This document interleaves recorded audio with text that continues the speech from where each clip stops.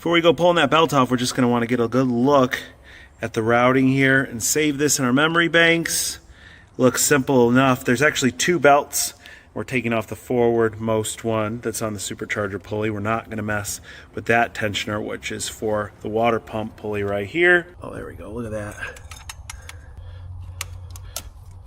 There we go. I've probably got like 10 different pulley puller tools lying around, but I went and spent another 60 bucks to get this one right here, which is made specifically for this car.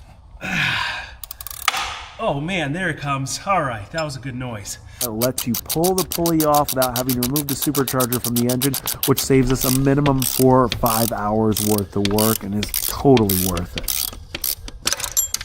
So here's the pulley that we're going to be replacing the factory one with, and you could tell it's just a few millimeters smaller.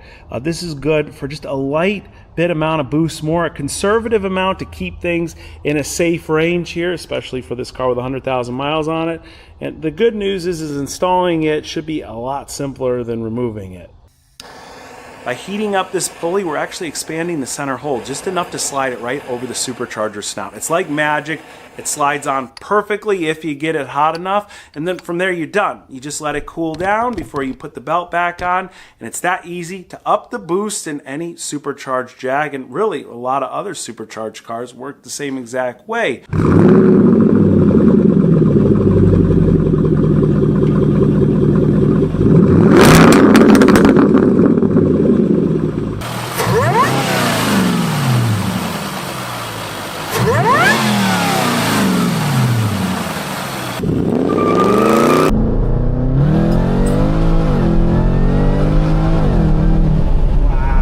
Nothing to see, just an old Jaguar, probably owned by some 80-year-old lady. We go down to first gear and we go.